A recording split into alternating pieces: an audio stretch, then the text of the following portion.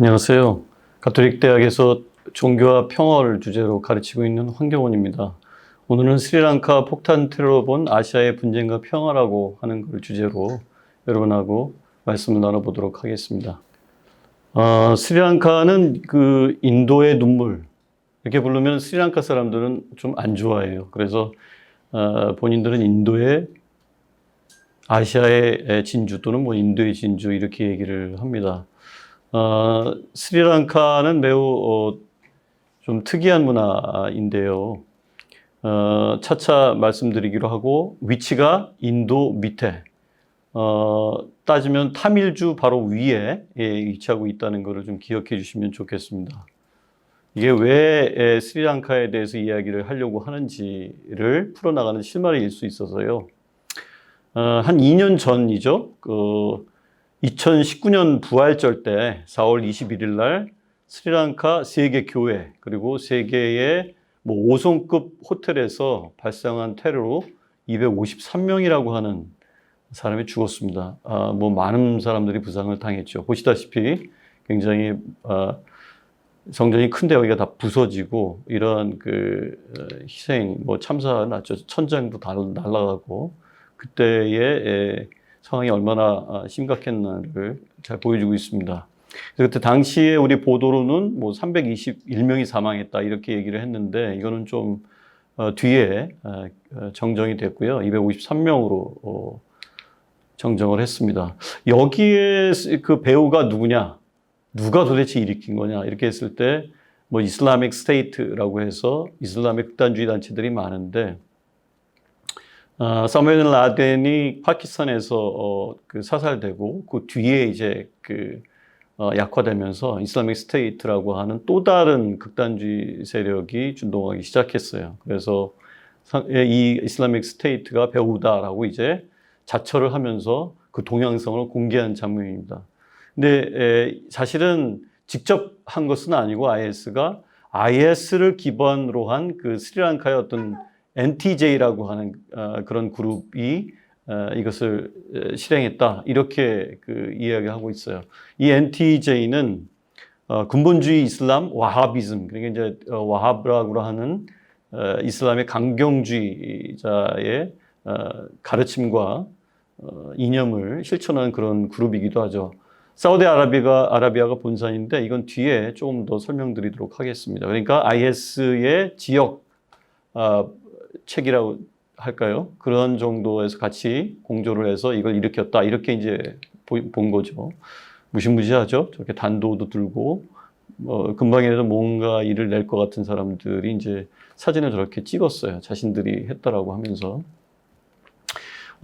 그 전에 여기 보면은, 스리랑카 부활절 테러를 하겠다라고 IS를 만들었던, 사람인 중에 하나였던 그 바그다디라고 하는 이 사람이 결국에는 2019년 그러니까 부활절에 이렇게 스리랑카에서 보복을 하겠다 그러고 그게 우리의 어떤 소행이다라고 그렇게 자신 있게 얘기했던 그 바그다디가 사실은 몇 달 안 가서 그해 10월에 죽습니다.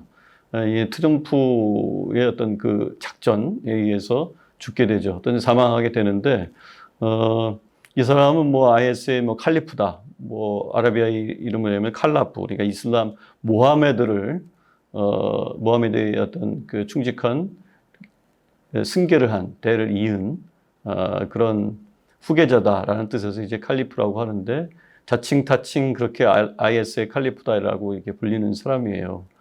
근데 이 사람이 너무 이슬람 내에서도 문제적이어서 뭐 사메 라덴이 이끌었던 그런 그 알카에다가 좀 약화되긴 했지만 이 내분이 생겨서 알카에다가 2,500만 달러를 현상금으로 걸기도 했다고 그래요.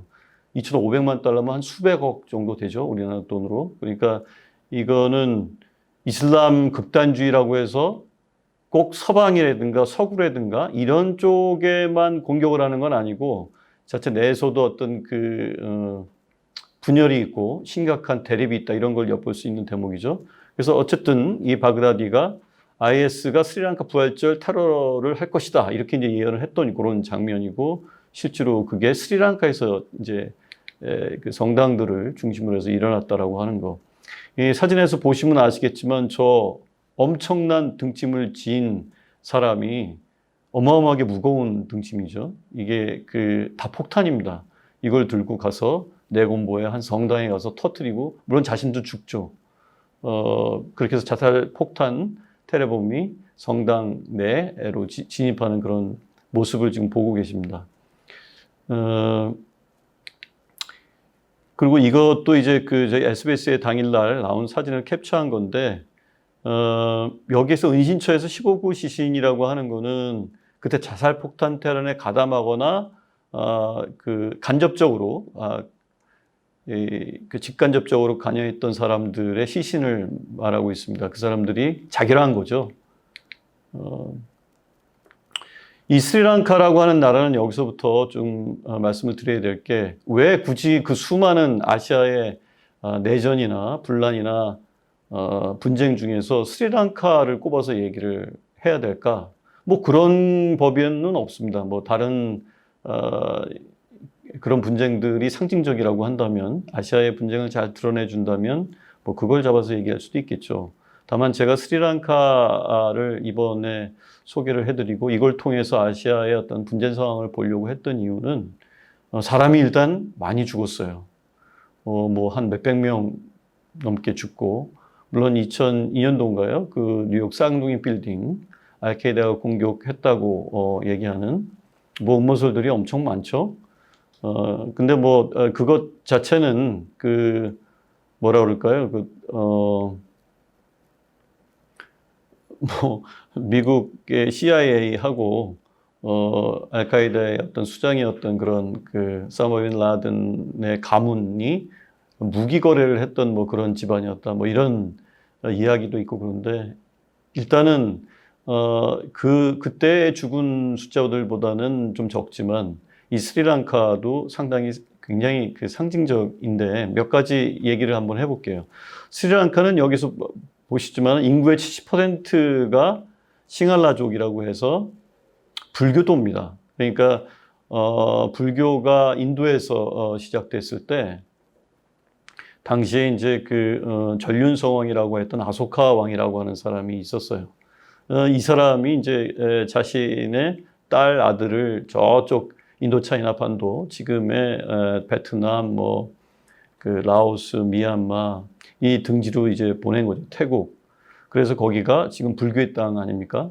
물론 소승불교지요. 여기도 스리랑카도 직접 가서 불교를 전파를 해서 이 나라 자체가 전부 불교의 나라가 된 거는 꽤 오래 된 일이에요. 그러니까 아소카 왕 때니까 거의 뭐 몇천 년 전의 일이죠.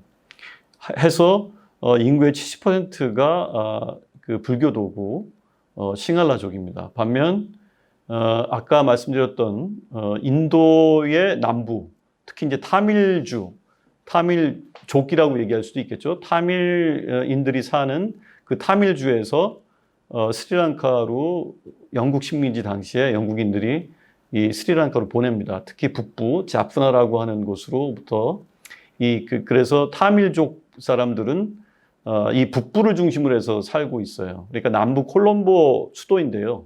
거기에서 뭐 거의 많은 사람들이, 인구의 70%가 싱할라족이고 불교도인 반면에, 소수인 사람들이, 그러니까 인도 식민지 치하일 때, 영국 식민지 치하일 때 이주 정책에 의해서 내려왔던 싱할라족이, 타밀족이 살고 있는 거죠. 근데 이 둘이 뭐 아시겠지만은 식민지의 통치 전략 중에 하나는 이 식민지 국가에 있는 사람들이 단결하지 못하게 하는 거죠. 우리는 일제를 겪었고 또 미국 제국주의를 겪었습니다. 그러니까 이거의 특징은 뭐예요? 분할 통치인 거고, 아시아의 많은 나라들이 그런 서구의 어떤 식민 세력에 의해서 분할 통치를 경험을 합니다. 저희 나라도 마찬가지죠. 지금도 남과 북으로 나뉘어 있는 그러한 근원들을 거슬러 올라가면 이런 강대국, 식민 제국의 분할 통치와 밀접한 관련이 있는 것이죠. 그래서 영국인들은 타밀족과 싱할라족이 열심히 싸우도록 만든 것이죠. 그때서부터 비극이 시작됩니다.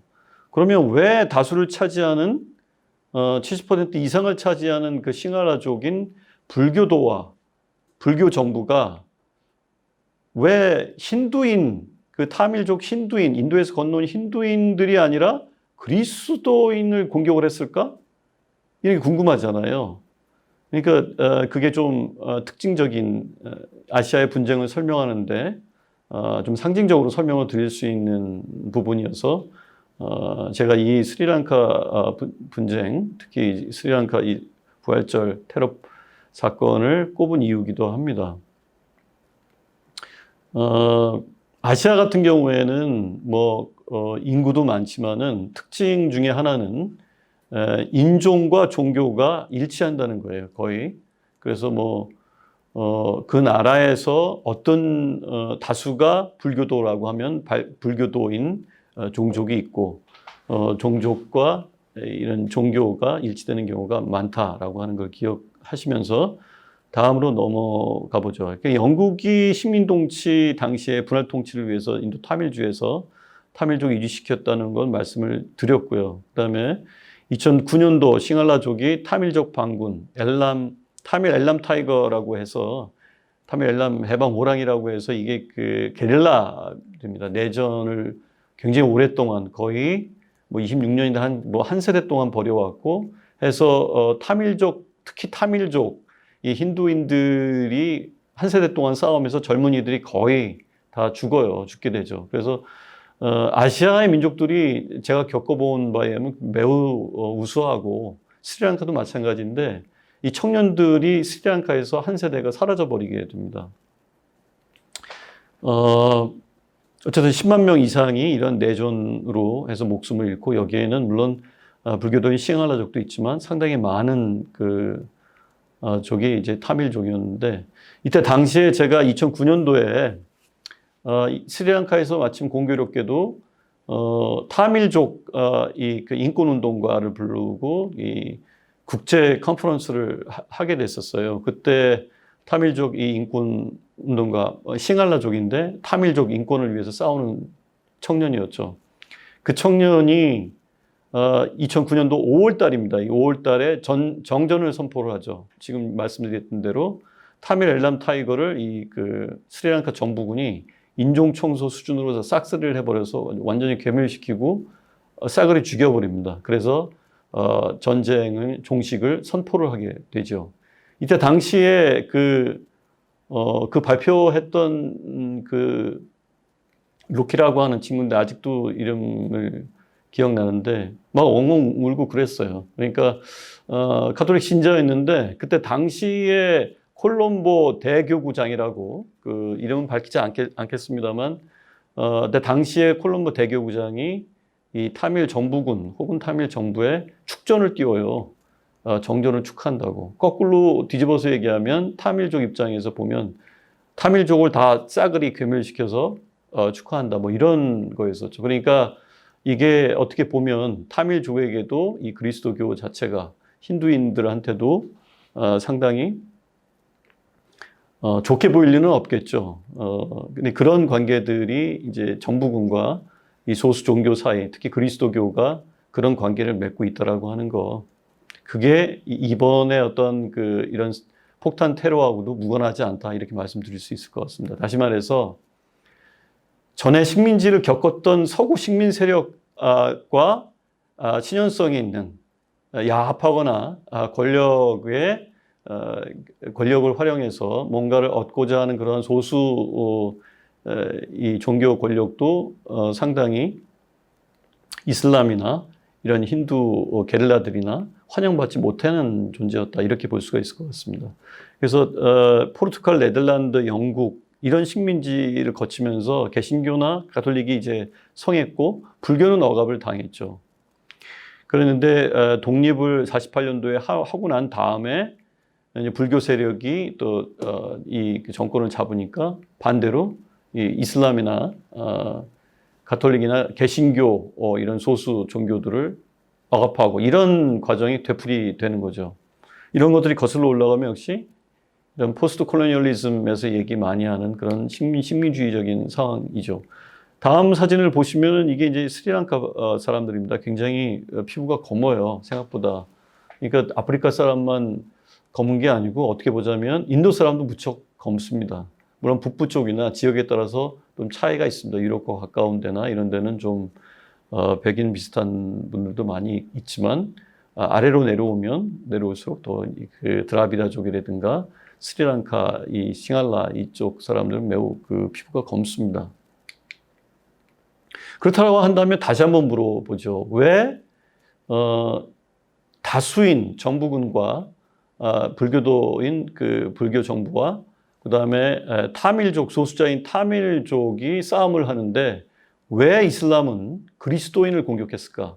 그것도 어마어마하게 그리스도인을 공격해서 수백 명을 죽였을까? 이거는 아까 말씀드렸던 그런 식민주의적인 상황을 염두에 두시면서 한번 더 밀고 나가보죠, 이야기를. 일부 이 무슬림들이 과격한 데에는 아까 말씀드렸던 불교인이 싱할라족과 힌두인이 타밀족 사이의 어떤 내전, 이 상황이 무관하지 않다라고 하는 것이죠. 그 중간에 무슬림이 꼈는데 때로는 싱할라족 정부군이 이 무슬림을 총알바지로 활용을 했고 타밀족도 1990년도에 민족 정화를 명분으로 해서 아까 말씀드렸던 그 근거지인 스리랑카 북부 자푸나시라고 하는 거기에서도 이 그 민족 정화를 내세워서 무슬림에게 떠나라고 압박을 해서 9만 5천 명, 10만 명에 달하는 사람들이 강제를 이주하게 되고 상당히 많은 사람들이 다치거나 죽었다. 수천 명이. 이러한 그 또 아픔이 있어요. 그러니까 타밀족도 이 힌두인들도 싱하라족한테 억압받는 그런 신세인데 또 그것보다 더 열악한 이슬람을 또 억압을 하게 되는 거죠. 그러니까 이런 과정들이 자꾸 되풀이 되니까 서로 원하는 관계일 수밖에 없는 것이죠. 이슬람식 국가는 3, 4년 전에 스리랑카 급진 이슬람 그룹, 아까 얘기했던 NTJ와 이제 접촉을 하게 되고, 그래서 스리랑카 내에 이슬람 세력이 이제 자리를 잡게 되는 건데, 이게 중동 지역에서 이게 IS가 상당히 패배하고 막 이러다 보니까 이 아시아, 동남아시아, 남아시아 쪽으로 세력을 뻗치는 것이죠. 그래서 이 극단주의 무슬림 조직으로 인해서 스리랑카 무슬림들이 다시 무슬림 전체가 그런 극단주의 세력은 아닌 거잖아요. 그러니까 NTJ나 이런 IS 연계된 그룹들 때문에 상당히 많은 이슬람을 믿는 선량한 사람들이 무고한 시민들이 고통을 받았다 이런 말씀이고요. 최근 다수파인 불교 쪽 극단주의자들이 이슬람 등 타종교에 대해서 노골적인 박해로 이슬람 극단주의자들이 이제 확산되고 또 호기를 맞았다 이렇게 말씀드릴 수 있겠습니다. 이게 보면은 스리랑카의 그리스도교 대상으로 해서 폭행 위협을 해서 결국에는 이렇게 폭탄 테러까지 자살 폭탄 테러까지 했는데 그 전년도 그러니까 2018년에도 이슬람이 그리스도교를 공격한 게 86건. 그다음에 4월 달까지 3월 달까지 2009년 이 폭탄 테러가 터지기 전까지 공격한 것도 26건이나 된다고 그래요. 그러니까 이슬람과 그리스도교가 스리랑카에서도 여전히 관계가 굉장히 안 좋다. 이렇게 볼 수 있는 것이죠. 이거 보시면 아시겠지만 얼굴들은 굉장히 애띤데 이스님들이 굉장히 극우 민족주의적인 그런 그룹이에요. 어느 나라나 있습니다. 특히 인도 차이나 같은 경우에 더 심하고요. 여기서도 아까 말씀드린 대로 군부를 이게 이제 BBS라고 보드발라 사이나라고 하는 불교의 힘이라고 하는 그런 극우 단체인데 2013년에 241건의 무슬림을 공격했고 61건의 그리스도교를 이제 공격을 했다라고 하는 거예요. 공격 건수에 비해서 한번 보세요. 이슬람이 240여 건인데 그리스도교는 오히려 60건밖에 안 돼요. 이건 뭘 얘기할까요? 이 극단주의적인 불교 그룹이지만 이슬람과의 관계가 더 안 좋다라고 하는 걸 얘기를 하죠. 4배나 더 많잖아요. 그리스도교보다. 왜 그럴까요? 그 이유가 있습니다. 이슬람은 아소카 왕 말씀을 드렸는데 그 뒤에 그 전성기를 누리다가 몇 세기인가요? 13세기 정도 되는 것 같은데 인도에서 이슬람이 쳐들어오게 되죠. 그러니까 이슬람이 쳐들어오는데 힌두교가 당시에 그 지배적인 종교였죠, 인도에는. 근데 인도 힌두교뿐만이 아니라 불교까지도 공격을 해갖고 이 인도 전역에 있는 사원이라고 하는 사원은 다 파괴를 합니다. 그러니까 무슨 얘기냐면은 이 무함마드의 그 이슬람의 특징 중에 하나는 물론 셈족 계통, 그러니까 아브라함을 조상으로 하는 그 셈족 계통의 특징은 모노야휘즘이에요. 그러니까 하나의 유일신이면서 초월신, 초월적 유일신이거든요. 그러니까 내 앞에서 신을 모시지 못한다 이런 거죠. 그러니까 모든 신상은 다 우상이에요. 이 그리스도교나 이슬람이나 유대교나 다 마찬가지인 거죠. 그러니까 그렇게 봐서 신상들, 특히 불상들을 다 부신 거예요. 그러한 그 역사가 있기 때문에 이 역사적으로 따져봤을 때 이슬람과 불교는 상당히 태생적으로 안 좋은 관계에서부터 시작을 했던 것이죠. 그게 이슬람이 그 소수인 스리랑카, 불교가 다수인 이 스리랑카에서 이런 관계로 이제 나타나게 되는 것이죠. 그래서 수니파 극단주의, 이슬람에는 이제 참고로 수니파하고 그 시아파가 있는데 수니파가 다수죠. 수니파 극단주의 무장 조직인 이슬람 국가의 우두머리 바그다드라고 주장하는 이 사람의 영상을 5년 만에 이제 공개했는데 아까 말씀드렸지만 바그다디는 최근 그 스리랑카 부활절 테러가 전에 시리아 동부 전투에서 최후 거점을 잃은 거에 대한 복수다. 이렇게 이제 얘기를 해서 자기가 이 복수를 하겠다라고 하는 거를 실현시켰다라고 하는 얘기를 하는 것이죠. 그래서 여기에서는 아까도 말씀드렸지만은 이슬람, 특히 이제 극단주의자들은 서구 문명을 그리스도교와 일치시키고 그리스도교 문명과 일치시키고 그렇게 간주를 하고 있기 때문에 이 서구에 대한 적개심이라고 하는 것은 뭐 이루 말할 수가 없습니다. 그러니까 그 프랑스 같은 경우에도 뭐 파리의 그런 그 지하철 폭파 사건이라든가 여러 가지 뭐 그 테러 이런 행위들이 전혀 일어나지 않을 만한 곳에서 일어나는 것은 거기가 아마도 영국이라든가 프랑스 같은 이 서구 중심, 특히 그리스도교 중심 국가들을 타겟으로 삼은 것이 이제 이슬람 극단주의자들이 하나의 또 하나의 이제 성향인 거죠. 그래서 말씀드렸지만은 시리아 동부의 전투를 끝으로 해서 시리아, 이라크 이런 데서 모든 점령지를 IS가 상실하게 되죠. 그래서 바그다디가 이 바구스 형제들이 복수를 위해서 스리랑카에서 부활절의 십자군, 그리스도교인을 가리키는 것이죠. 이러한 그 십자군 자리를 뒤흔들어서 유일신 신앙인 또 IS 또는 이슬람 원리주의자들 와하브를 주장하는 와하비스들의 어떤 마음을 달랬다. 굉장히 칭찬을 했습니다. 그러니까 이슬람 자살폭탄 테러를 이제 칭찬을 한 거죠. 이게 이제 그 소수 왜 그리스도교가 소수인데 이슬람이 스리랑카에서 그 그리스도교를 공격했을까에 대한 어떤 실마리 답 뭐 이런 것들을 이제 그 찾아볼 수 있는 하나의 실마리이기도 합니다. 이게 사진을 보시면은 옆에 바그다디 옆에 이제 트럼프가 있고 그 트럼프 밑에 사진은 그 바그다디가 있었던 근거지인데 뭐 여기에 뭐 미사일 폭탄 해갖고 완전 쑥밭으로 만들어 놓은 게 바로 옆에 있는 사진입니다. 바그다디 제거 작전에 성공을 하죠. 그래서 트럼프가 사실 뭐 바그다디를 제거했다고 볼 수도 있는 것이죠. 그러니까 마치 부시 때 그 알카이다의 그 사우멘 라든을 그 제거한 것과 마찬가지인 것이죠. 이 스리랑카 테러 특징들을 다시 한번 정리를 해보면 여기에 참가했던 그 자살 테러범 중에는 재벌의 자식들이 있었어요.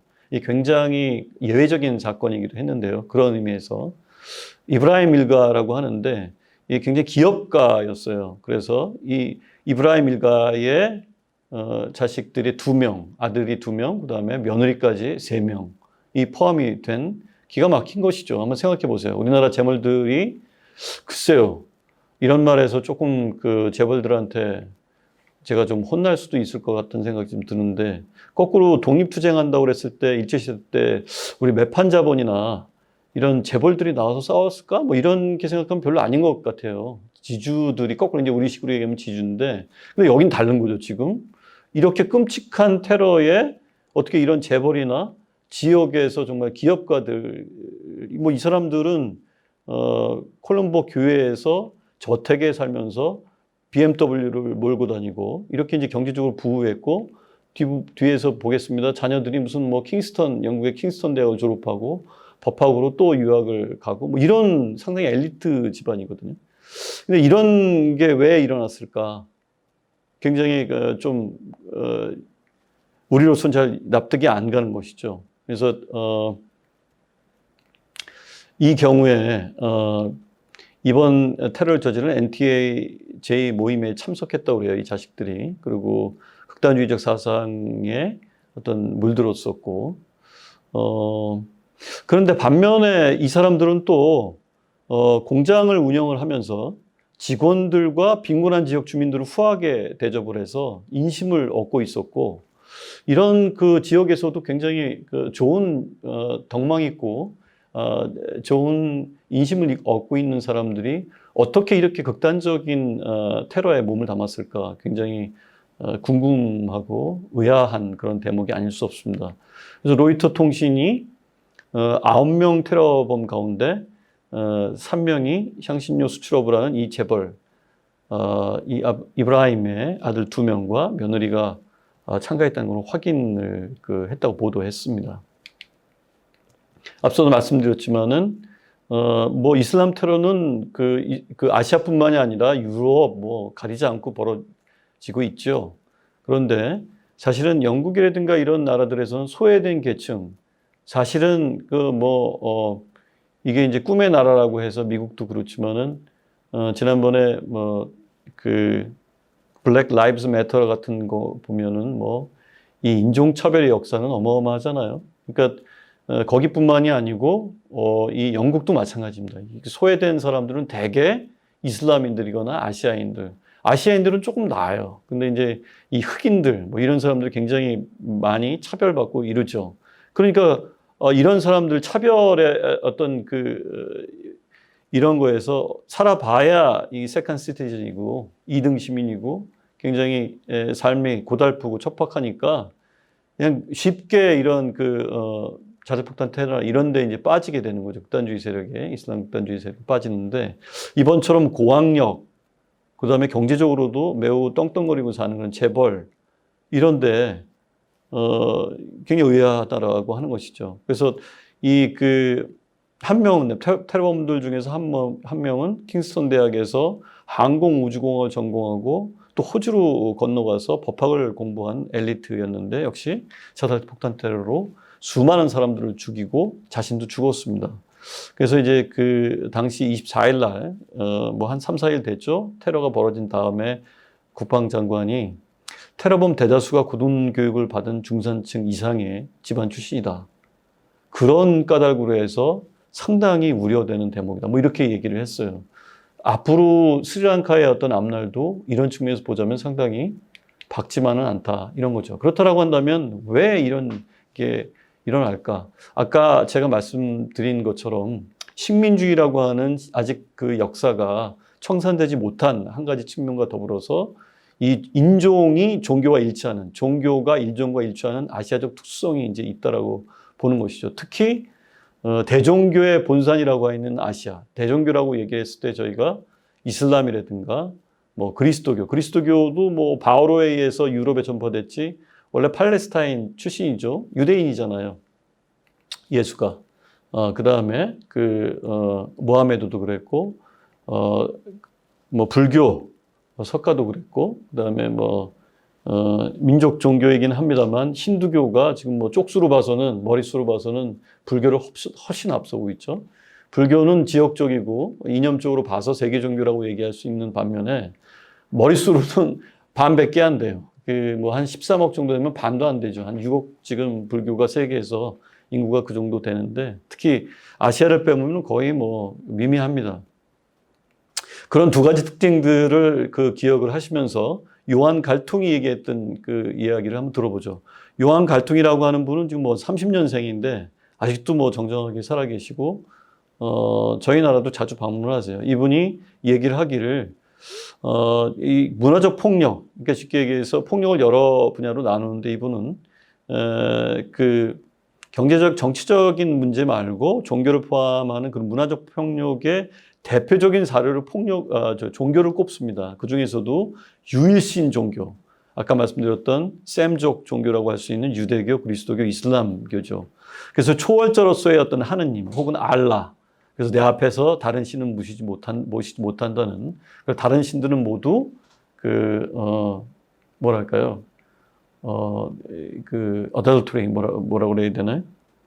아이돌, 우상 숭배라고 이렇게 보는 그런 경향이 굉장히 강한 거죠. 그래서 이러한 그 초월적인 그 알라나 하나님 이런 개념을 믿고 있기 때문에 이것이 폭력과 갈등의 주요 원이다 이렇게 얘기를 했어요. 이건 무슨 소리일까요?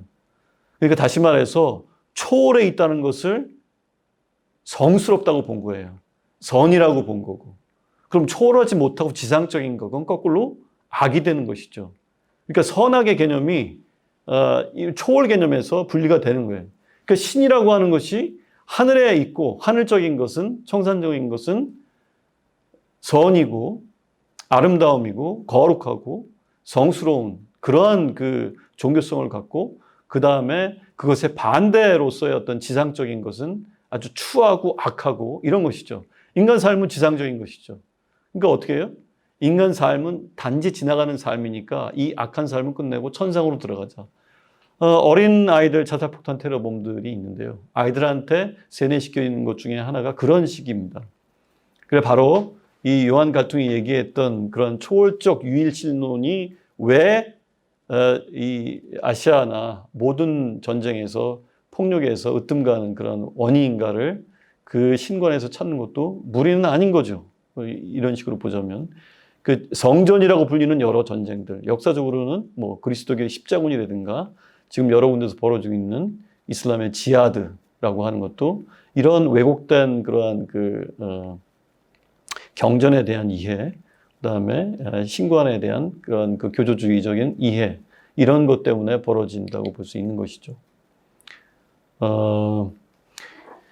2016년대에 한국에 와서 이분이 이제 얘기를 했을 때 뭐라고 얘기를 했냐면 문화적 폭력의 대표적 사례가 한국에서나 외국에서나 종교다. 지구상의 어느 종교든 오로지 평화적이거나 오로지 폭력적인 것은 없다. 모든 종교가 평화적 측면과 폭력 측면을 다 가지고 있다. 뭐 이렇게 얘기를 하고 있고, 그다음에 종교나 이념 등의 평화적 측면은 그걸 떠받들고 기리고 다만 그 가치를 높이고 반면에 폭력적 측면은 비판하는 것이 매우 중요하다. 그래서 그런 것들이 지상에서 사라지고 순화되도록 하는 것이 지금 우리들이 해야 될 일이다라고 이제 평화의 아버지라고 얘기를 하는데 평화를 하나의 어떤 학문으로 좀 만드는데 많이 기여했던 분이세요. 그러니까 이분이 이렇게 얘기를 하면서 뭐라고 얘기를 했냐, 뭐 그런 것들 많이 인용하잖아요. 뭐 한스쿵이라고 하는 사람이 그리스도교계의 신학자면서 뭐 종교학자인데 그 사람이 세계 종교 간의 평화 없이 세계 평화 없다 이런 말을 했는데 아시아에는 딱 적합한 이야기입니다. 그래서 이제는 아시아의 특징적인 종교들이 얼마나 폭력적이고 얼마나 평화적인가 이런 거를 4개의 종교를 중심으로 해서 짧게 살펴보도록 하겠습니다. 이 그 그래프를 보시면 한 70억으로 잡았을 때 이슬람교가 단일 종교로서는 제일 많습니다. 23% 정도를 차지하고 천주교하고 개신교를 합쳐서 약 한 25% 정도 되는, 여긴 좀 많이 나왔네. 26% 정도 되고요. 아까 말씀드렸던 그런 힌두교가 한 13%, 14% 되고 그 외에 불교 뭐 이렇습니다.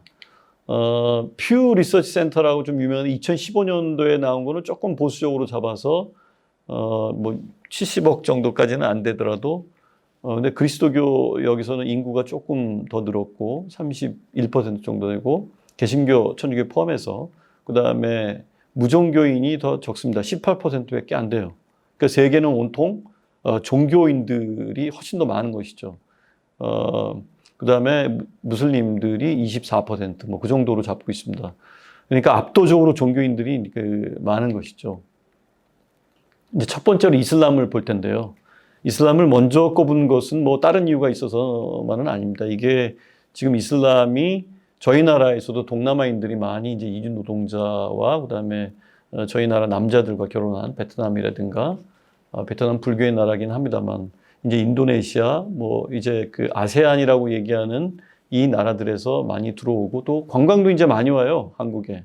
그래서 명동에 나가면 중국인 전에 이제 일본인 이런 사람들이 화장품 사느라고 골목골목도 가득 찼는데 코로나만 아니었으면 아마 아세안 국가 사람들을 많이 만났을 텐데 코로나 때문에 보지 못하고 있는 것이죠. 근데 그 나라들이 한 가지 이제 착각을 하고 있는 것 중에 하나가 중동이 이슬람의 본산이라고 많이 생각을 하고 계실 텐데 최대 이슬람 국가는 인도네시아예요. 세계 최대. 2억 7천, 8천 정도 되는 나라의 한 80%, 그러니까 2억 넘게, 2억이 뭐야? 약 2억 2, 3천 정도 되는 그런 숫자가 인도네시아에 살고 있습니다. 그 다음이 이제 파키스탄이고요. 그 다음이 인도입니다. 굉장히 아이러니하죠. 워낙 사람이 많아서 그래요. 한 1억 5천 정도 되고요. 그 다음이 방글라데시고, 그 다음이 이제 저쪽 중동 쪽으로 넘어가게 되죠. 다 합쳐도 인도네시아만큼도 안 돼요. 그러니까 아시아, 동남아가 얼마나 이슬람, 남아시아나 이 동남아가 이슬람의 본산인가, 인구 대비, 이렇게 생각을 하셔야 될 겁니다. 물론 사우디아라비아 이 메카라고 하는 곳에서 1년에 한 번씩 뭐 성지순례도 하고 그러죠. 그런 측면에서의 어떤 역사성이라든가 뭐 이런 것들을 보게 되면은 좀, 거기가 뭐 본산이긴 합니다만, 현재 머릿수로 보자면 그렇다는 말씀이고, 또 상당히 다르죠.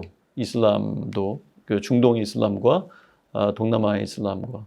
무함마드 잠깐 설명드리면 잘 아시겠지만은, 무함마드는 조실부모했다고 그러죠. 어렸을 때, 어머니 아버지를 다 잃게 됩니다. 그래서, 상인으로 크게 되는데, 부유한 과부 카디자라고 하는, 이 카디자는 저기에서도 나오죠. 고란에서도 나오는데, 이 카디자를 아주 좋게 그려요. 물론, 성모 마리아, 가톨릭에서 믿는 그런 성모 마리아도, 믿는다는 표현은 그렇지만, 뭐, 공경하는 성모 마리아도 굉장히 좋게 이제 그리죠. 이 카디자가 15살이 연상인데, 무함마드가 아주 비즈니스에서 출중하고 인간성도 좋고 아주 부지런하고 이런 걸 보고 매료가 돼요. 그래서 청혼을 하게 됩니다. 카디자가 먼저. 그래서 이제 결혼을 하게 되는데 그래서 평생의 동자이자 후견인으로서 아주 잘 살아요. 굉장히 이 관계가 굉장히 좋습니다. 그래서 이슬람을 봤을 때 여성주의, 그러니까 페미니즘이 그런 관점에서 보는 것도 굉장히 중요할 거다라는 그런 측면이 좀 있고요. 40세 때 계시를 받아서 이제 이슬람이라고 하는 그런 종교를 만들게 되고, 살람이라고 하는 이슬람의 어원은 이게 피스라고 하는 뜻이에요. 그러니까 살람이라고 이게 인사말인데 이슬람에서는 항상 살람이라고 할 때 이 집에 평화가 있기를 뭐 이런 거 있잖아요. 그런 평화 인사를 하는 거죠. 굉장히 평화 우호적인 종교가 이슬람이에요. 그게 경전에도 들어있고 일상에서 쓰는 그런 말에도 들어있습니다. 그런데 저희가 그런 극단주의 그룹만을 보고 매우 그다음에 서구의 어떤 미디어의 영향을 받아서 매우 폭력적인 그런 걸로만 이해하는 거는 좀 일면만 본 거다 이렇게 볼 수 있어요. 근데 당시에 무하메드는 예언자나 뭐 선지자 뭐 이렇게 알려지기보다는 시인으로 알려져 있었고 본인도 그렇게 생각을 했어요. 그래서 뭐라고 얘기를 했냐면 적에게 시의 화살을 쏘는 것은 칼로 그들을 치는 것보다 더 강력하다 이렇게 얘기를 해서 상당히 시인이 그 당시에 얼마나 이런 대접을 받았나 이런 거를 엿볼 수 있는 대목이기도 하죠. 꾸란에 봤을 때 평화 관련 구절은 이런 구절이 있습니다. 한 사람이라도 살해하는 것은 모든 백성을 살해하는 것과 같다. 적이 평화 쪽으로 기운다면 그쪽으로 향해라. 너에게는 너희의 종교가 있고 나에게는 나의 종교가 있을 뿐이다. 다시 말하면 너의 종교를 믿는 것은 너의 자유다. 그러니까 강요는 없다. 얼마나 그 다원주의를 인정하는 발언인 거죠.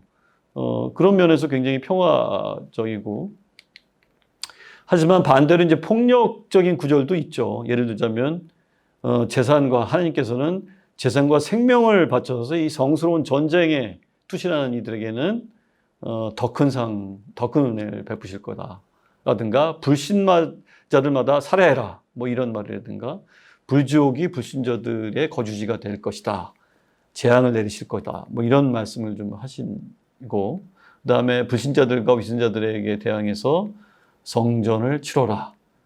성전을 하되 아주 엄격하게, 다시 말해서 한 사람도 살려두지 말고 싹쓸이로 죽여라. 이런 아주 폭력적인, 그래서 아주 이런 사람 극단주의자는 알라는 너의 신을 죽일 것이다. 다음에 알라는 평화의 신이다.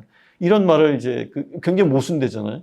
이런 말을 할 수가 있는 거죠. 왜? 알라 앞에서는 다른 신을 섬기는 것은 우상숭배이기 때문에 이런 극단주의자들이 이렇게 얘기하는 것은 모순이 아닌 거죠, 이 사람들한테. 아까 말했던 그 와하비즘이라고 하는 거, 알-와하브라고 하는 그 사우디아라비아에서 기원을 두는 이 알-와하브는 굉장히 철저한 그런 그 금욕주의자였고 아주 게을해서 매우 철저했다고 얘기를 하죠. 그래서 문자 그대로 경전을 해석하는 특징이 있고요. 그래서 상당히 많은 그 부분이 지금도 물론 해석은 그 나라 말로, 예를 들어서 인도네시아 같은 경우에도 인도네시아 그 경전이 있고 우리나라에서도 번역이 된 게 있습니다. 그러나 이 그 하루에 5번씩 하는 기도라든가 이런 리터지의 일종의 어떤 그 전례에서는 아라비아 말로 암송을 하게 됩니다. 그러니까 자국말을 쓸 수가 없어요. 자국어로는 해석이라든가 뭐 이런 건 가능하지만 그러니까 의례에서는 사용하지 못하는, 아직도 세계가 다 그렇습니다. 그런 면에서 다른 종교보다는 조금 더 근본주의적이다 이렇게 얘기할 수 있습니다. 그러나 인도네시아 같은 개혁주의, 터키 같은 유럽 쪽에서의 어떤 개혁주의는 조금씩 더 문호를 개방하고 있어요, 종교를. 아마도 개혁적인 어떤 세계 단위의 어떤 그런 총회라든가 이런 것들이 열려서 뭐 좀 그 변화를 좀 인정하는 방향으로 나간다면 아마 진정으로 이 평화의 종교가 되지 않을까 이런 생각이 들기도 좀 합니다. 그래서 이 와하비즘은 지금도 사진이라든가 뭐 그림 이런 것도, 그림도 안 되고 사진 촬영도 안 되고 TV 시청도 못 하고 음악도 못 듣게 하고 있습니다. 그 마이너 전통이긴 하지만 수피즘이라고 하는 하나의 신비주의 전통이 있는데 여기서 얘기하는 것도 따르지 않게 하는 게 이제 그 와하비즘이 따르는 그런 근본주의적인 모습이죠.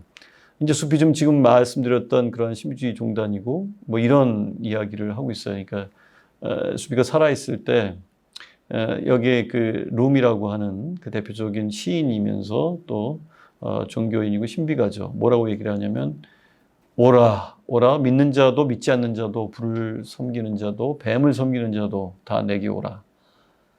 너희를 품어 안으리라. 용서하라 100번이고 용서하라. 뭐 예수가 얘기했던 거하고 거의 비슷하죠. 이런 전통이 있다라고 하는 거. 제가 2018년도에 그 파키스탄에 갔을 때 라오르시에 직접 방문을 해서 제가 직접 찍은 사진입니다. 파키스탄은 아까 말씀드린 대로 몇 번 말씀드렸는데 그 오사마 빈 라든이 죽은 장소이기도 하죠. 그만큼 이제 하드라이너, 그러니까 이제 매우 근본주의 성향이 강한 이슬람 중에 하나예요. 여기에 마드라사, 이제 학교라고 불리기도 하고 뭐 기숙형 학교라고 불리기도 하고 지역에 따라서 나라에 따라서 좀 표현하는 방식이 다르고 성격도 다른데요. 여기는 기숙학교였어요. 제가 갔는데 여기에 모하메드 우사마 하칸이라고 하는 이 그 사진에 나온 분은 유일하게 몇 안 되는 종교 간 대화를 얘기하는 학교장이었어요. 그런데 재미있었던 거는 종교 간 대화를 서로가 서로를 이해하려고 하는 게 아니라 이 그 논쟁을 통해서 이슬람이 얼마나 우수한 종교인가를 이론적으로 증명하는 데 있었어요. 그러니까 항상 가면 논쟁이 붙으면 종교를 다 이겨야 돼.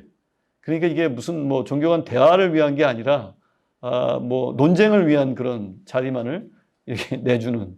뭐 그래도 파키스탄에 이런 분이 있어서 제가 가서 직접 만나고 얘기를 할 수 있었다는 게 상당한 성과였어요.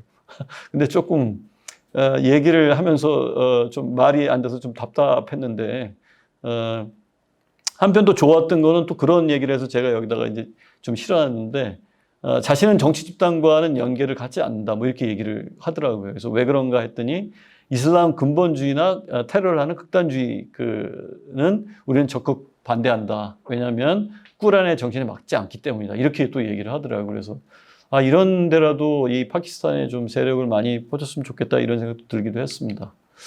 다음에는 이제 그리스도교인데요. 아까 그 요한 갈퉁이라고 하는 평화학자 그분이 가장 폭력적인 종교를 꼽았던 것은 사실 이슬람이 아니라 그리스도교였습니다. 그리스도교의 역사를 보자면 사실 그럴 만도 해요. 지금 여기서도 보이지만 다 친근하죠. 우리가 늘상 보아왔던 그런 뭐 아기 예수가 뭐 그 구유에서 탄생하고 그런데 이렇게 쭉 보는데 친근하지 않은 게 하나 있어요. 그 옆에 페이크 지저스라고 쓰여 있는 거하고 리얼 지저스라고 쓰여 있는 게 있잖아요. 근데 그 페이크 지저스는 가짜 지저스는 우리가 늘상 보아왔던 서구인의 모습을 하고 있는 그러한 예수예요. 이게 식민주의와 또 밀접한 관계가 있습니다.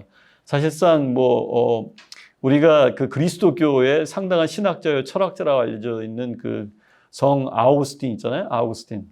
아우구스티누스라고 하는 그 대단한 철학자요 신학자 이 사람도 아프리카 사람이었거든요. 어머니가 흑인이었어요. 물론 아우구스티누스 자체도 흑인이었죠. 물론 북아프리카였기 때문에 조금 뭐 유럽인들과 북아프리카니까 많이 쿤타킨테 옛날에 영화가 있었는데 그 사람처럼 아주 새까맣지는 않았을 거라는 짐작이 드는데 이 그 예수처럼 마치 허여멀건한 유럽인처럼 그려놓은 그런 성화들이 굉장히 많아요. 대부분이 그런 식이거든요. 그러니까 우리는 아주 머리가 치렁치렁하고 이런 눈이 파랗고 이목구비가 그러한 예수를 많이 떠올리는데 사실 그렇지 않습니다. 예수는 당시에 팔레스티나에 살았던 유대인으로서 오른쪽에 있는 이게 AI 또는 슈퍼컴퓨터가 합성해낸 그러한 그 예수의 가장 근사한 모습입니다. 그러니까 이렇게 저기 해보면 아까 폭탄 테러를 일으켰던 사람들은 거의 비슷하죠. 그러니까 우리는 이런 식으로 이제 채색돼서 이런 프리즘으로 보는 거예요. 이게 어디서 많이 봤는데 뭐 폭탄 테러범 뭐 이렇게 이제 이해를 하는데 사실은 이게 역사적 예수의 더 얼굴이 가까운 그런 얼굴이다라고 하는 것이죠. 그러니까 우리가 얼마나 식민주의에 얼마나 서구화된 가짜 이미지의 예수의 침윤되어 있는지를 사실 이런 걸 보면서 알 수가 있는 거죠. 예수는 평화의 사도죠. 한마디로 얘기를 하면 굉장히 근데 그거에 비해서 제자들은 잘 몰랐어요. 사실 예수가 죽을 때까지도 그냥 정치적인 해방자로 알았고 예수가 해방을 시키면 어떻게 한몫 잡아볼까 대표적인 게 베드로 같은 그런 사람이었죠. 그래서 이제 백인대장 앞에서 칼 뽑아갖고 기도 자르고 이렇게 했던 그러한 사람이었습니다. 근데 예수를 잘 몰랐어요. 근데 성서에서도 구약 같은 경우에 늑대가 새끼왕과 어울리고 표범 이런 독사굴에서 뛰놀고 이런 아기가 뛰놀고 이런 평화의 어떤 모습을 이사야라고 하는 예언자가 그리고 있고 칼을 쳐서 보습을 만들어라. 칼로 망한 자, 칼로 흥한 자, 칼로 망하리라. 이런 것들이 구약의 이제 평화 사상을 얘기를 한 다음에 신약에서는 예수가 얘기했던 데 그대로예요. 그러니까 악한 자를 대적하지 말아라. 그리고 오른뺨을 치면 왼편까지도 돌려대라. 그 다음에 원수를 사랑하고 70번에 70번까지, 7번에 77번까지. 이게 무슨 말이에요? 끝까지 용서해라라고 하는 말이죠. 아까 얘기했던 루미가 얘기했던 잘알려진 루미, 수피즘, 이슬람의 어떤 정신과 일맥상통한다고 볼 수 있습니다. 그러나 폭력적인 구절 또한 만만치가 않아요. 이게 정말 대단합니다. 예를 들어서 무슨 뭐 신명기, 민수기 이런 데 보면 전장에 나가선 무조건 다 전멸시켜라. 불쌍히 여기지도 말라. 이런 얘기가 있고, 그다음에 주님께서 직접 모세에게 명령하셨다. 남자들은 모두 죽여라. 임금들까지 죽였다. 뭐 이런 얘기가 나오고요. 그다음에 민수기에는 뭐 아이들 가운데 남자는 다 죽여라. 여자도 모두 죽여라. 뭐 이런 대목이 나옵니다. 모든 걸 칼로 쳐서 죽이고 완전한 봉헌물로 바치고, 그 다음에 또 이런 대목도 나와요. 은과 금, 청동 기물, 철기문. 이게 전쟁에서 이긴 그러한 이런 전리품들은 모두 주님의 집에 들여놓았다. 뭐 이런 얘기가 나오는 거죠. 그러니까 상당히 얼마나 폭력적이고 재물을 탐하는가가 여지없이 성서에서도 드러나는 대목입니다, 사실. 그러니까, 그 다음에 여자들 같은 경우에도 여자들이 맨스를 하고 이런 때는, 한 달에 한 번씩 피를 흘리는 기간 동안에는 남자 잠자리뿐만이 아니라 만진 것도 여자가 닿는 그런 물건조차 만지지 마라. 모두 부정타게 된다. 이런 얘기가 있고, 이게 그대로 바오로 서간에도 바오로도 똑같이 그런 가르침을 하죠. 그래서 여성들에게는 이런 교회 안에서 잠자코 있어야 되고 말하는 것이 허락되어 있지 않다. 이런 여성 비하 발언을 많이 해서 페미니스트들한테 바울이 상당히 많이 타겟이 되고 그러기도 해요. 역사적으로 보면 마녀 사냥 뭐 굉장했죠. 그러니까 어떤 페미니스트들에 의하면 1천만 명이 죽었다. 이건 너무 과장된 것 같고요. 또 어떤 분들은 대부분 알려진 거는 유대인들이 홀로코스트로 죽은 것보다 훨씬 더 많다. 이게 한 600만 정도 되는데 그보다 많다. 이것도 좀 과장된 것 같고. 그러나 그런 과장이 나왔던 거는 굉장히 많은 사람이 죽었다는 거죠. 재밌는 거는 지금 보시면 이게 책이에요. 보면 제목이 뭐예요? 마녀를 심판하는 망치. 제가 이거 가지고 세미나를 한 적이 있었는데요. 학생들하고. 이게 마녀 사냥을 위한 교본이에요. 이거 누가 썼냐? 여기 읽어보시면 아시겠지만은, 가톨릭의 가장 유명한 수도회 중에 하나가 도미니코라고 하는 가장 수재들만 모인다는 수도회거든요. 그 수사 2명이 썼습니다. 그러니까, 마녀의 망치는 일종의 마녀 사냥 집중소로서 이 가톨릭의 도미니코의 수사 2명이 쓴 거예요. 그러니까 당시에 왕의 권력이 왕권을 유지하기 위해서 누구한테 컨설팅을 했겠어요? 누구한테 조언을 들었겠어요? 이런 사람들이에요. 그러니까 당시의 종교, 특히 이제 가톨릭은 하나의 어떤 어드바이저로서, 하나의 컨설턴트로서 이런 조언을 해주고 뭘 집행하고 무슨 서적을 만들어주고 이런 역할들을 했던 거죠. 대답을 주는 이런 역할을 했던 거예요. 참으로 권력과 가까웠다고 이제 얘기할 수가 있겠죠. 그래서 언제 그럼 이런 마녀 사냥이 일어났냐? 이 책 뒤에 이제 마녀 사냥과 관련해서 많은 책들이 나왔는데 중세가 아니라 근대의 절정이다. 근데 제가 보기엔 이게 근대가 아니고 중세에서 근대로 넘어가는, 그래서 근대에서 어떤 자본의 어떤 축적기 때라고 생각이 돼요. 그래서 아마도 그래서 이제 처음에 보면은 뒷부분에 보면은 이게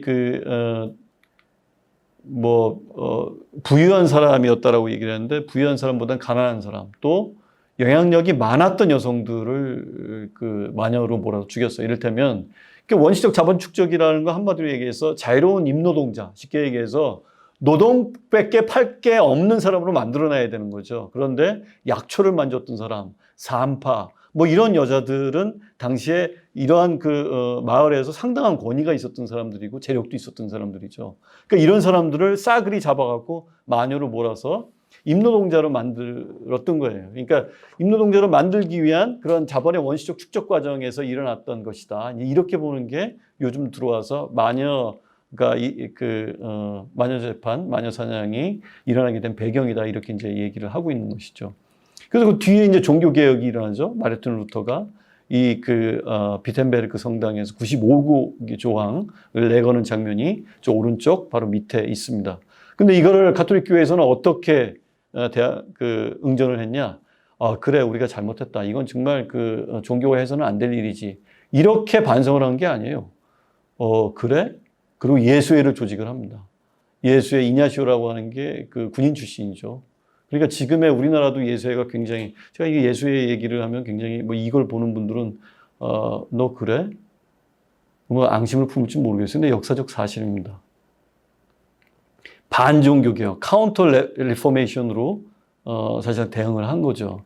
화해가 아닌, 반성이나 성찰이 아닌, 왜 식별 얘기를 많이 하면서 이때는 식별을 안 했는지 모르겠습니다. 물론 그것도 역사적인 과정이 있었겠지만 말이죠. 근데 강공을 선택을 했어요. 그래서 이 신구교 전쟁이라든가 뭐 이런 것들이 그 뒤에 어마어마하게 벌어지죠. 결국에는 이러한 태도를 벌인 거는 최근의 일이에요. 1962년에서 5년 사이에 열렸던 제2차 바티칸 공의회 때 그렇습니다. 그러니까 이게 이전에는 뭐 신규 30년 전쟁, 이거 어마어마했습니다. 그러니까 얼마나 잔인하게 전쟁을 했는지 이 100년 전쟁도 있고 그랬는데 이때 당시에 죽은, 겨울에도 보통 혹한기 때는 싸움을 하지 않고 휴전을 하거든요. 근데 겨울에도 그러니까 뭐 인육도 먹고 뭐 이런 얘기들이 이때 나온 거예요. 그러니까 600만, 800만 명이 죽었다니까요. 30년 동안 뭐 어마어마한 거죠. 그러니까 100년 전쟁들보다 이런 다른 전쟁보다 더 끔찍했다고 얘기를 하고 있습니다. 자, 이제 타밀족, 쉽게 아까 얘기해서 힌두교의 어떤 하나의 부족이고 인종이고 인도에서 살았으면은 지금 인도에도 물론 있습니다. 한 5천만, 6천만 되죠. 타밀어를 쓰는 사람들이 전체로는 그 정도 되는데 스리랑카에서는 소수인 것이죠. 그러니까 싱할라 사람들이 타밀족을 박해하면서 뭐라고 얘기를 하냐면 우리가 소수다. 우리가 핍박받는 사람들이다. 얘네들은 5천만, 6천만 되는데 우리는 몇 천만 되지도 않다. 1, 2천만 밖에 안 된다. 뭐 이런 얘기를 하고 있어요. 그게 얘기가 이제 타밀족이라고 이제 인도의 근거를 두고 있기 때문에 그런 이야기를 이제 하는 것이죠. 비슈누라고 상징되는 것은 뭐 인도를 상징하지는 않습니다. 오히려 시바 신이라든가, 물론 비슈누도 굉장히 잘 알려진 신인데 후기 때 이제 뭐 삼신으로 갈리기도 해요. 이 왜 힌두교를 다루냐 하면 바로 이 소수의 종교인 타밀족의 종교이기 때문에, 스리랑카 타밀족 힌두인의 종교이기 때문에 이 힌두교를 잠깐 보고 가려고 그래요. 힌두교에서는 그러면 그렇게 엘람 타이거라고 하는 그러한 반군도 이 불교인들하고 전쟁을 벌여갖고 한 세대 싸우다가 결국에는 이제 다 흩어지고 다 죽고 인종청소되고 막 이랬지만은 어떠한 정신세계에서 싸움을 할 수 있었을까? 그냥 평화의 종교가 아닌가? 뭐 이런 것이죠. 근데 이 비슈뉴는 후기 때 뭐 브라만, 이게 창조의 신이라면 평화의 신은 이제 비슈뉴고 그 뒤에 또 시바라고 하는 파괴의 신이 나옵니다. 이 삼신으로 30단이 정립이 되죠. 그리스도교의 무슨 성부, 성자, 성신 다 비슷해요. 이 신화적인 그런 교리나 뭐 이런 것들은. 그래서 보게 되면은 의례도 있고, 그 다음에 봉헌도 있고, 뭐 다 비슷한데 하나 이제 지혜의 전통, 자나라고 해서, 지나나 혹은 자나라고 해서 지혜의 전통을 강조를 하는데, 버마이비어 많이 들어보셨을 거예요. 우주와 내가 하나다. 따뜨바 마시라고 하는 거. That you are that. 뭐 이런 표현인 거예요. 그러니까 따뜨바 마시. 바로 저런 범천, 저런 우주가 바로 너다라고 하는 그런 지혜 전통이 이 힌두교의 어떤 면면이 살아서 깨달음을 주는 종교, 목샤, 해탈의 종교로 힌두인들이 한국에서는 그런 쪽으로 많이 알려진 것 같아요. 그런데 한편으로는 그렇긴 하지만은 또 한편으로는 안 좋은 측면이 있죠. 근데 어쨌든 아임사라든가 이런 것들이 이제 여기에서 나오고요. 그러니까 비폭력인데 커다랗게 보자면 비폭력이고 조금 소극적으로 보자면 비폭력인데 좀 커다랗게 조금 더 보면은 이게 적극적인 그러한 사랑의 어떤 실천, 그냥 불살생뿐만이 아니라 모든 것을 사랑하는 그러한 실천, 이런 거를 아임사라고 얘기를 할 수가 있겠죠. 아주 가장 특이한 거는 진리. 여기에서 힌두교의 특징은 신의 숫자가 3억 3천이라고 그래요. 원래 이 중국 사람하고 인도 사람 만나면 누가 뻥을 더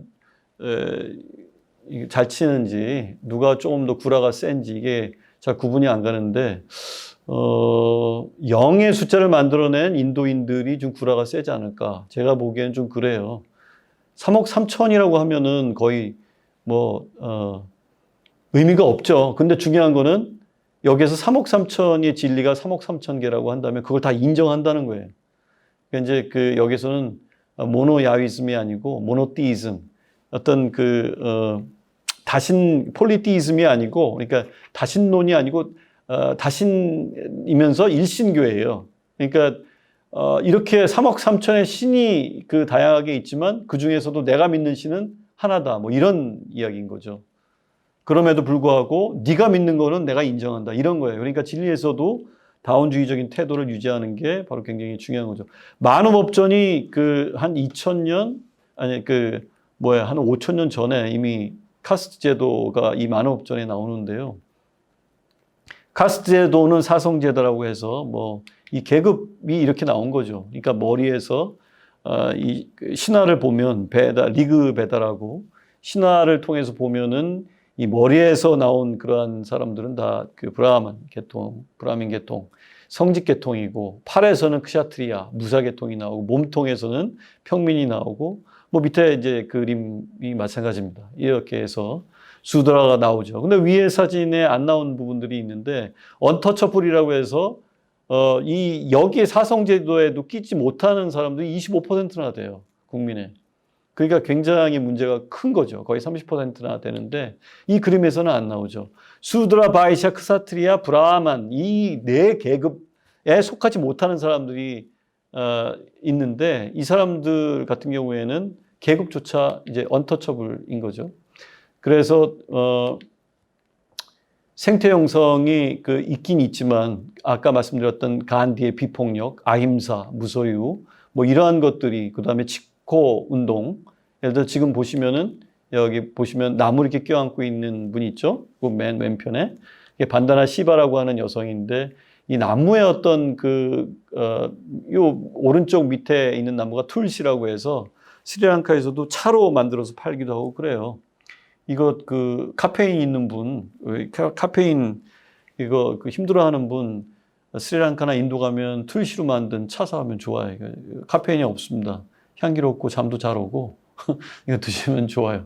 그러니까 이게 이제 툴시를 이게 지금 먹는 얘기해서 그런데 이 섬기는 그러한 전통들이 있어요. 그리고 이제 반다나 시바가 저 나무들을 잡고 있는 건 칩코 운동이라고 해서 벌목이 한참 진행될 때 여성들이 그야말로 아름드리 나무들을 다 강강술래할 때처럼 손을 깍지를 껴갖고 그걸 둘러싸갖고 벌목을 못하도록 버렸던 게 여성에 의한 칩코 운동이었어요. 그러니까 이념적으로도 상당히 생태에 가깝고 왜냐하면 3억 3천의 신 중에서는 이 물이나 불이나 무슨 나무나 온갖 자연물들이 다 신으로 들어와요. 물론 동물도 마찬가지겠지만 3억 3천의 신이 어떻게 만들어지겠어요? 그런 것이죠. 우리나라가 애니미즘으로서의 어떤 그런 것이 강하고 굉장히 다양한 신이 있다면 여기도 마찬가지입니다. 위에는 물레를 돌리고 있는 간디의 모습이고요. 그런데 아까 말씀드렸던 이 인도에서 25% 30%를 차지하고 있는 불가촉 천민들은 인도가 독립이 되고 나서 초대 법무장관을 지냈던 암베드카르라고 하는 사람이 있어요. 이 사람은 아마도 영국에서 박사학위를 받고 좋은 자리를 다 내친기고 다시 인도로 돌아왔어요. 이 사람은 몇 안 되는 불가촉 천민 출신 외국 박사예요. 그러면서 간디와 한 20년, 30년 나이 차이가 질 거예요. 그런데 논쟁을 벌이죠. 한마디로 얘기하면 이거예요. 간디가 독립하는데, 니네들이 독립하는데 걸림돌이 돼서는 안 된다. 우리가 독립이 먼저다. 그러니까 독립하고 나서 너희들과 평화롭게 살겠다. 그러면은 이렇게 얘기를 하죠. 아메리카들은. 그러면 독립을 하면 그 나라, 니네들이 말하는 그 나라는 우리 불가촉 총민들이 자유롭고 평등하게 살 수 있는 나라냐? 대답을 못 하죠. 왜냐하면 이 간디는 이 사성제, 아까 얘기했던 카스트 내에서의 어떤 그러한 질서를 유지하려고 했던 거고, 암베드카르는 그거를 부시려고, 거기서 해방돼야 된다고 얘기를 했기 때문에 이게 뭐 물의 기름이죠. 타협할 수가 없었어요. 그래서 어떻게 하냐 간디가 나중에 이건 알려지지 않은 거죠, 잘. 그런데 사실은 조금은 비겁하게 이 영국 식민지의 힘을 빌어갖고 단식을 합니다. 그래서 나 죽겠다, 난 굶어 죽겠다 단식해서 그 암베드카드가 저런 식으로 해갖고 지금 우리 지금 독립하는데 걸림돌이 있으니까 니네가 중재를 하든지 아니면 뭐 그렇게 해갖고 결국은 중재를 하게 됩니다. 그리고 나중에 암베드카르가 아까 말씀드렸던 네루 그 내각에서 47년도 이후에 그 법무부 장관을 하면서 초대 법무부 장관 재정헌법을 전해죠. 만드는데 거기에 사성제, 그 카스트 제도를 빼버려요. 근데도 불구하고 이것이 그대로 지금까지 21세기 오늘 현재까지도 매우 강한 형태로 자리 잡고 있습니다. 그러니까 이런 것들이 굉장히 커다란 아이러니죠. 근데 이것도 제가 너무 식민주의를 강조해서 그런데 이 근대에 들어와서 식민 열강들이 이러한 인도와 스리랑카를 점령해서 당시에 이 계급 상황에서 계급은 숙명으로 받아들이고 물론 아까 봤을 때 이미 5,000년 전에 BC 한 2세기, 4세기에 만들었던 만우 법전에 나와 있지만 그렇게 이게 강력하게 작동을 해서 뭐 다른 계급으로 신분 상승이 안 되고 그랬던 건 아니라고 하는 거예요. 분명히 이게 가능한데 근대 이후에는 이게 불가능하게 됐던 거예요. 그렇게 고착이 됐던 거죠. 이게 식민주의 세력이 이러한 거에 큰 책임이 있습니다. 뭐 윤회 사상이라든가 이게 한국에 알려진 것, 인도를 뭐 성자의 나라 뭐 이런 식, 이런 식의 어떤 인도에 대한 소개라든가 이런 거는 사실 인도의 이런 어린아이 이거 한번 보십시오. 지금 얘가 몇 살이나 됐겠어요. 얘가 무슨 종교의 천국이에요, 이게? 이런 거를 보지 못하게 하는 거죠. 그럼 반성해야 돼요, 한국 사람들. 그거 어떻게 인도를 무슨 종교의 천국 이런 식으로 얘기를 할 수가 있습니까? 이게 무슨 종교가 무슨 인간을 위해서 만든 거지 종교가 어떻게 이게 아름다워 보이나요? 제가 한 5, 6살이나 됐겠어요? 저렇게 이게 본디지 그러니까 노예 노동이라고 하는데 이 아동 노동 뭐 이런 것들은 인도에서 뭐 아주 지금까지도 그래요. 그러니까 이런 거를 찬양하는 거는 전 인권 차원에서는 지금에서는 안 된다고 생각이 되고 이런 책들을 만들어서 한국에서 유통시키는 게 과연 정말 인도에 대한 올바른 이해일까? 혹은 인도뿐만이 아니라 한국 사람들에게 인도를 제대로 알리는 길일까?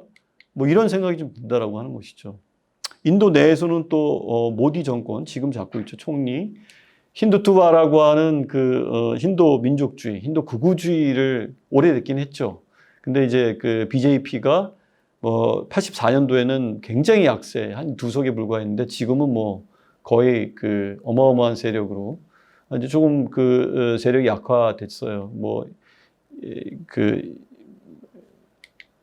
시민 뭐 우리식으로 얘기하면 주민등록증 개정을 해갖고 뭐 70년 동안 인도에서 살았던 이슬람인들이 이제는 그러니까 이제 힌두교인이 아니라고 하는 이유에서 인도 시민이 아니다. 이런 식의 어떤 정책을 핀 게 이제 모디거든요. 그러니까 모디의 어떤 현재 총리 극우적인 정책이 지금 스스로의 어떤 자리를 위태롭게 하고 있다. 반면 이슬람인들을 제물 삼아서 힌두 극우주의를 아주 극성스럽게 지금 극단주의로 몰고 가고 있다. 지금의 인도 상황이다. 그래서 인도 파키스탄이 카슈미르 지역에서 분쟁이 계속되고 있는데 이게 2019년 현재도 이렇다라고 말씀드릴 수 있을 것 같습니다. 마지막으로 이제 불교를 잠깐 말씀드려야 될 것 같습니다. 불교는 물론 무아의 종교입니다. 그렇기 때문에 이 무아라고 하는 것은 다시 말해서 연기론이라고 표현할 수 있어요. 그러니까 인연론이라고 얘기할 수가 있죠. 관계론이라고도 얘기할 수가 있고 다시 말해서 나라고 하는 것이 실체로 있는 것이 아니다. 그것은 뭐예요? 나하고 인간이라고 표현할 때 사이간자잖아요. 그러니까 사이 존재다 이런 말을 누가 썼는지 모르겠지만 뭐 틱나탄이 썼는지 그래요. 스님이 썼는지 그런데 그런 무아이기 때문에 내가 없기 때문에 내가 탐욕을 불 주체가 아니라고 하는 거죠. 그러니까 그런 측면에서 보자면 이것 자체가 뭐 평화의 어떤 그런 종교예요. 그렇기 때문에 여기서도 말씀드린 것처럼 무한한 중생들 사이의 관계성을 회복하여 평화롭게 하는 길을 열어준다. 이게 이제 장점인 것이죠. 그래서 자신을 둘러싸고 있는 모든 존재와 뗄래야 뗄 수 없는 관계다. 이거는 뭐 지금에 와서 무슨 뭐 포스트 휴머니즘, 울트라 휴머니즘 얘기들을 많이 하고 메타버스 얘기 많이 하는 그런 상황인데 모든 것들이 인간과 관계 맺는 모든 것들이 나다라고 볼 수 있는 것이죠. 거꾸로 관계 맺는 모든 것들이 내가 아니다라고 얘기할 수 있는 거죠. 텅 비어 있음으로 해서 오히려 그것들이 나를 채운다. 그러니까 그것이 나다라고 볼 수 있는 이런 것이기 때문에 이게 이제 바탕에서 불이론, 이제 그 이론론적인 그런 사상인 것이죠. 근데 문제는 여기 이제 불교라고 하다 아까 그 스리랑카에서 봤지만은 BBS라고 하는 그 극단주의 그 그룹이 있었죠. 그게 스리랑카만 있는 게 아니죠. 원래 불교 자체에도 이러한 그 모순들이 있어요. 다시 말하면 대승열반경에 이제 이런 이야기가 나오거든요. 칼, 활, 창 등을 지니고 계율을 잘 지키는 청정한 비구를 수호해야 한다. 이제 이렇게 얘기도 하고, 그다음에 정법을 지키기 위해서는 마땅히 무기를 들어야 된다는 그런 것이죠. 그러니까 우리나라 때도 사명대사 이런 분들이 뭐예요? 승려잖아요. 우리는 의병으로 굉장히 그 추앙하고 하지만 종교적으로 봐서 불살생을 얘기하고 있는 그러한 불교에서는 이게 논리적으로 교리적으로 모순 아니냐 이렇게 볼 수 있다라고 하는 얘기죠. 그러니까 어느 종교든 그런 폭력을 정당화하고 합리화시킬 수 있는 그런 대목은 있다. 지금 제가 이렇게 폭력이라고 하니까 그럼 사명대사가 독립을 위해서 싸운 게 폭력입니까? 이런 얘기는 아니에요. 그걸 폭력이다 이렇게 얘기하는 건 아니고 불살생과는 그 거리가 있다 이런 말씀을 드리는 거고 그것이 교리에 대한 누가 교리를 어떻게 해석하느냐 이거에 따라서 다르다 이제 이런 말씀을 드리는 겁니다. 그래서 예를 들어서 이제 베트남의 그 틱광독 서광덕이라고 하는 우리 한자로 쓰면 이제 이게 석가할 때 석자입니다. 이게 서광덕이라고 하는 이 스님이 있는데 베트남에 또 틱나탄 스님이 망명을 해갖고 파리로 가서 이제 그 플럼 빌리지 뭐 이런 걸 만드셨잖아요. 그분하고 비슷한 분이에요. 정말 고승이시죠. 이분이 이제 우리가 흔히 이제 그 4대강 할 때 우리나라에서도 소신 공양했던 분이 있잖아요. 그분보다는 누구 비교하는 건 그런데 이분은 자기가 예언을 하죠. 이분이 이런 식으로 얘기를 해요. 이건 조금 시간이 가도 좀 말씀을 드려야 될 것 같은데, 뭐, 저 사진이 이제 필리처 그 상을 받았던, 사진이에요. 근데, 이걸 틀어드릴까 하다가 좀 그 잔인한 것 같기도 하고, 그래서 장면이 좀 그래서 사진으로만 갖고 나왔는데, 이분이 그 제자들한테 얘기를 하죠. 내가 맨날 매주에 이 광장에서 소신 공양을 할 테니까, 우리나라에 있는 모든 국내의 외신 기자들, 국내 기자들, 외신 기자들 다 모아라. 그래갖고 이때 타임즈, 뭐 뉴스 이거 다 온 거예요. 그때 뭐라고 얘기를 했냐면 제자들한테 내가 앞으로 쓰러지면 이 나라에는 희망이 없으니 이 당시가 전쟁 중이었잖아요. 미국하고 전쟁 중에 있었어요. 그 미국하고. 그러니까 물론 그 전엔 불란서하고도 전쟁을 했고 불란서의 어떤 식민지였었죠. 내가 앞으로 쓰러지면 이 나라에는 희망이 없으니 바로 짐 싸갖고 떠나라. 이 승단을 이끌고 떠나라. 이렇게 유언을 남겼어요. 그러나 내가 뒤로 쓰러진다면 이 나라에는 정법이 살아있는 거니까 이 나라를 지켜라. 이렇게 얘기를 했죠. 그런데 대부분 한번 여러분 해보시지 마세요. 이렇게 몸에다가 휘발유를 붓고 불을 붙이면 이 살이 비틀어지고 뼈가 비틀어지기 때문에 이 근육이 비틀어지기 때문에 안으로 이게 비틀어져서 앞으로 대부분 쓰러진답니다. 근데 이분은 미동도 없어요. 한동안 미동도 없다가 뒤로 쓰러지는 장면이에요, 저게.